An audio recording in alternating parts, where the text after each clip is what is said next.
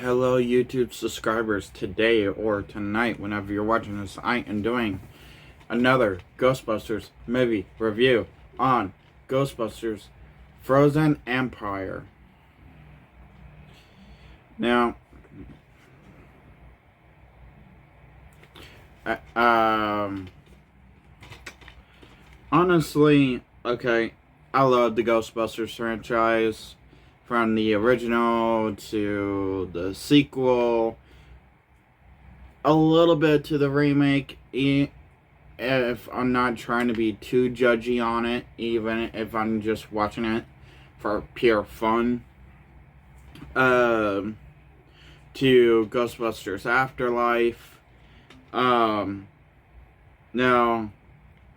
after basically after the remake, they did back in 2009, they did Ghostbusters video game, which Egon mentioned in the video game that he had a daughter. Few years later, the remake came out. A few years later, after the remake, was it a sequel? No, it was Ghostbusters Afterlife, something that the original fans would have appreciated, and they did. I did. And then a year later, 2 years later, I want to say, came Ghostbusters Afterlife. I mean, not Afterlife. Frozen Empire. Frozen Empire. And I gotta say, I didn't go see it in theaters. Like I thought I might would've, but I'm glad I didn't, because after I bought it, I mean, am I glad that I got it? Sure, to A, add to the collection. B, I did enjoy it for what it was. Don't get me wrong.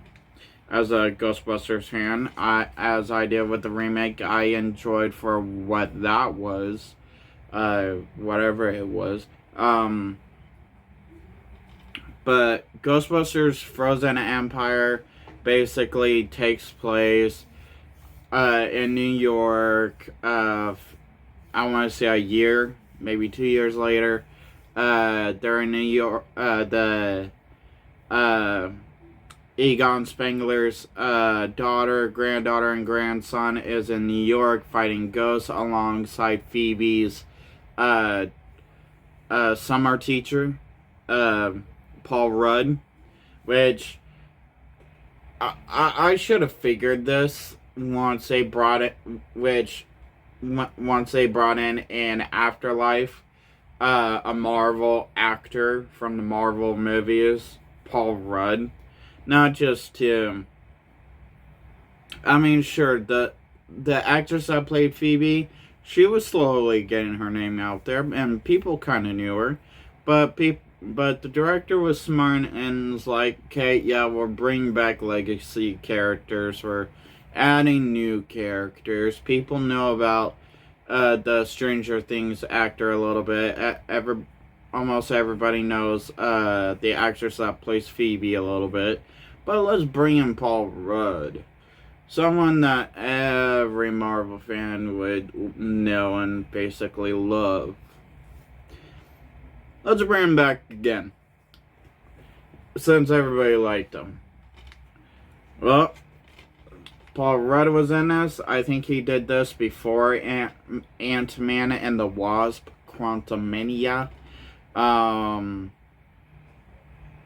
Which also in this, they figured, well, we brought in one Marvel actor, let's bring in another one to kind of bring back, to kind of be like, oh, well, we brought in one Marvel actor, let's bring in another to draw in more Marvel fans. When that one Marvel actor people found annoying, not trying to be mean. I mean, he is a bit of annoying even when he's trying to be funny, when he's really not that funny.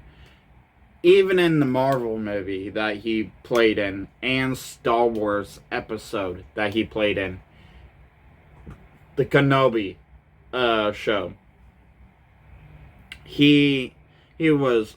I found him annoying. I found him kind of good as an actor, but not a funny actor. He in the Marvel show that in the Marvel movie that he did, he was a good. I mean, it could have been better, and his acting could have been a bit better, like his comedy. But um, but back to Ghostbusters: Frozen Empire. So, yeah, I guess bring in Paul Rudd, bring in that other Marvel actor that barely anyone knew about, but Eternals was coming out during before Frozen Empire, so Sony probably was like, well, that's one big Marvel movie that bombed terribly. Let's just bring him in. Bad idea. But everybody that we knew from Afterlife came back.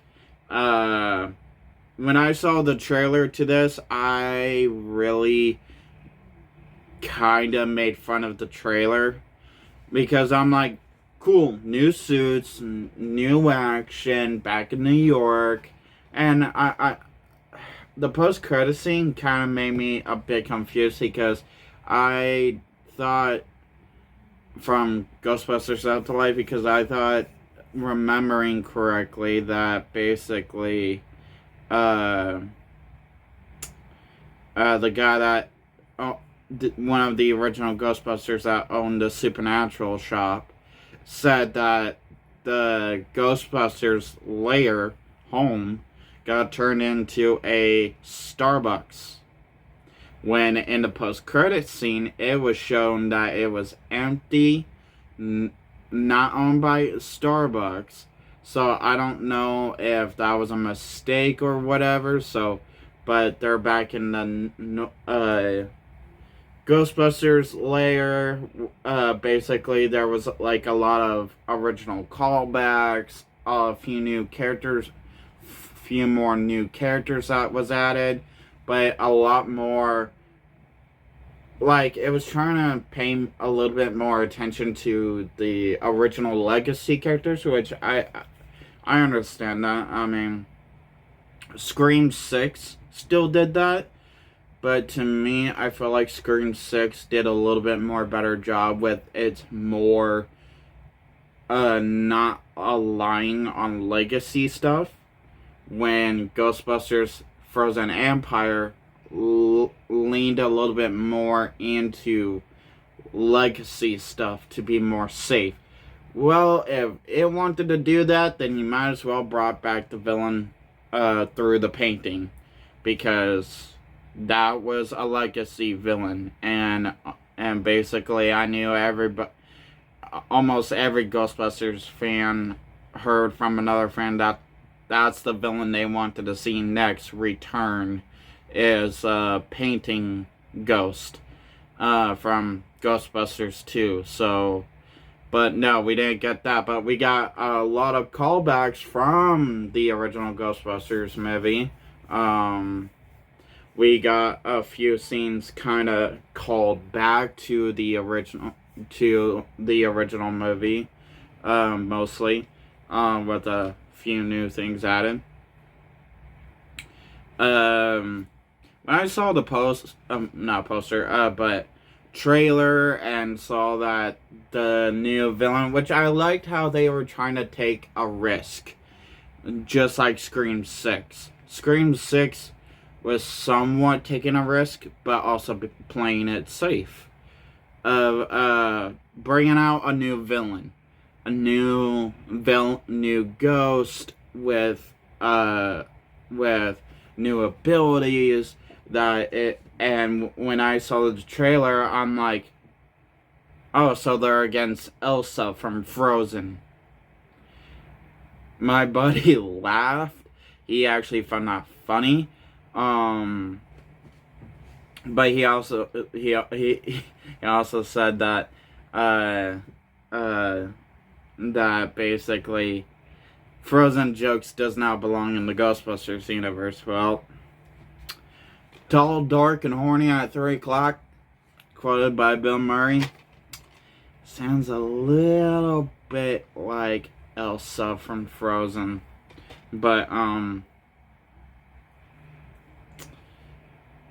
was the action good? Sure. I mean, the action wasn't too bad. I actually liked the action still.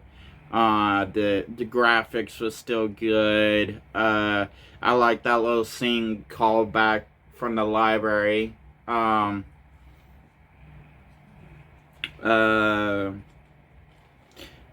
um, do I like the main villain? Yeah. Do I wish we had a little bit more screen time? A little bit, but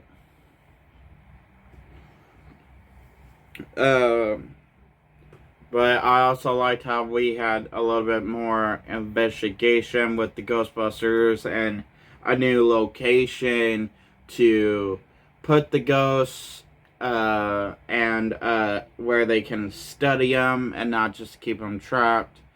Um, while the Spengler family tries to rebuild the fire station Ghostbusters house.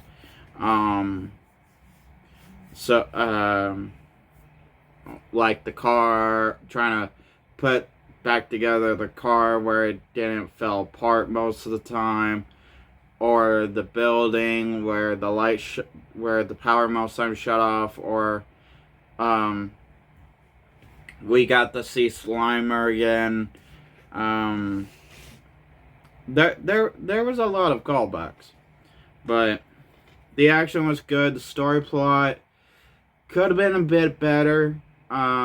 Phoebe not being able to be part of the Ghostbusters, if that was gonna be a problem later on in the movie, like they threw it out randomly after like cutting a year or two later, while Phoebe was going out stopping ghosts, and they just automatically threw in this movie that now it's a problem of her being a minor.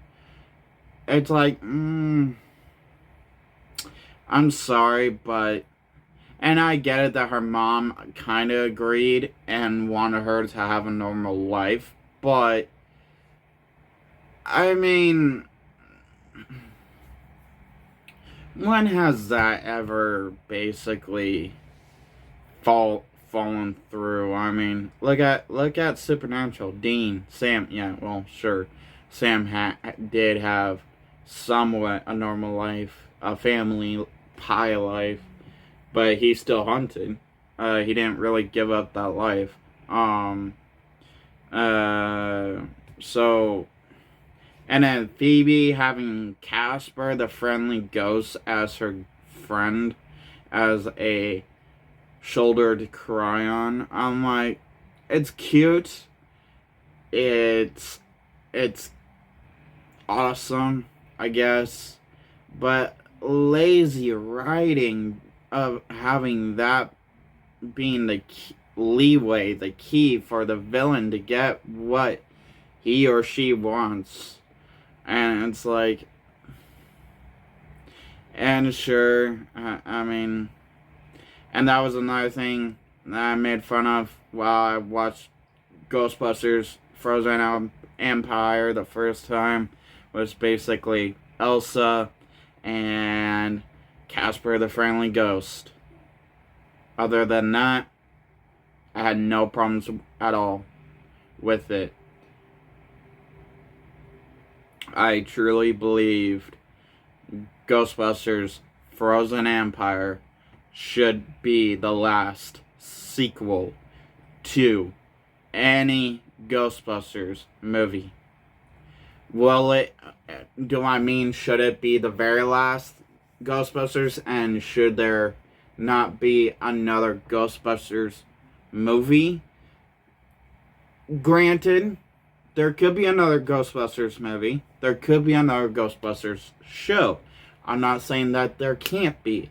All I'm saying is that for this generation, the Legacy sequel, I mean, Ghostbusters Afterlife, I would have been just happy with that just being the one movie carrying the Legacy sequel, and that would be the only one on its back carrying those first two films, which basically Frozen Empire still confirmed Ghostbusters Afterlife and Frozen Empire came after basically the second Ghostbusters movie. And hell, even after the Ghostbusters video game, if you want to throw the video game in there, like I said in the Afterlife review slash video game, you could, or you could take it out. It's basically an option because you're still getting a good amount of. Anyway, so,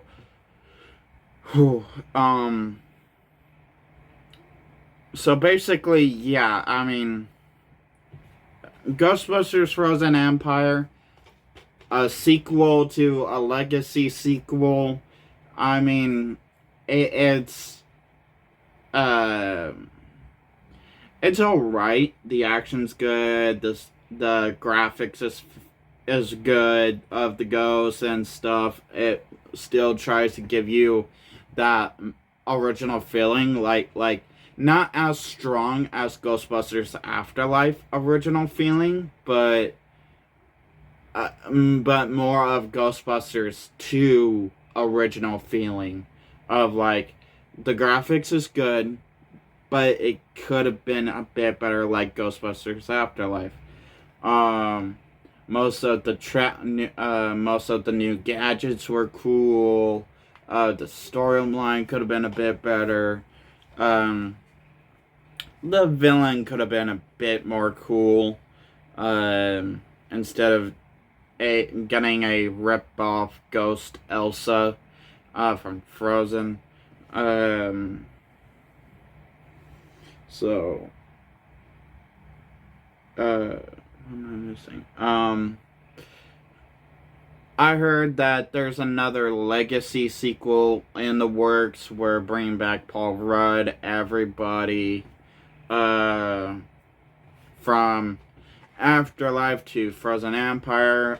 So now I've heard there is going to be another Legacy sequel. Will that happen? I seriously hope not. Not trying to be mean. As a Ghostbusters fan, this movie was alright. It wasn't that terrible. It was alright. To me, more better than Venom: The Last Dance. But, to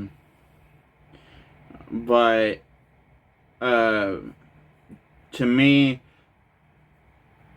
I just feel like the Legacy sequel, Ghostbusters, any Legacy sequel should stop automatically and just no. But if they want to continue with the Ghostbusters franchise, sure, they can do another movie, like do another remake or quote, or do like a Ghostbusters multiverse where they bring back the girls, where the girls has their own universe, and basically since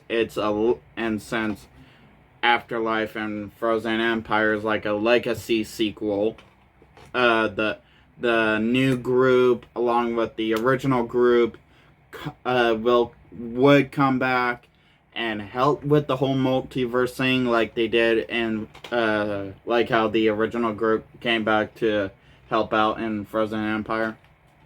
And basically we would have a whole multiverse thing. Yeah, sure, I know there's a lot of people that's getting tired of the whole multiverse thing, but once again, that's the hype. Legacy sequels were the hype. Still magically the hype. Remakes were the hype. Somewhat shockingly, it's still the hype. Multiverse is the hype. It's getting tired quickly, and it's still the hype. So anything you do, it's the hype of whatever in any franchise. So to me, that's the idea of like what the next movie could do. If they want to do a TV show, then I don't know. But other than that, if you guys enjoyed this video, please hit that like button and drop your comments down below of what you enjoyed about this video. If you guys didn't like this video, hit that dislike button and drop your comment down below what you didn't like about this video. So hopefully I could change what I did in this video. Also, but if you did like, tell me what, I'll be happy to hear what you did like, so I know to keep on doing exactly that. Also drop your comment, drop a comment down below in the comments of anything Ghostbusters, to your favorite Ghostbuster, your favorite movie, video game, even though there's just one, cartoon, action scene, joke, whatever. Anything Ghostbusters, just drop it in the comments down below. Have a nice night. Have a nice. Oh wait, if you're a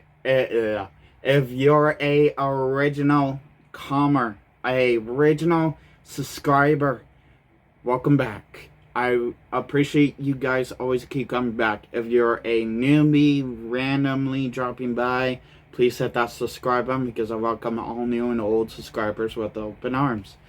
Now, have a nice day. Have a nice night whenever you're watching this.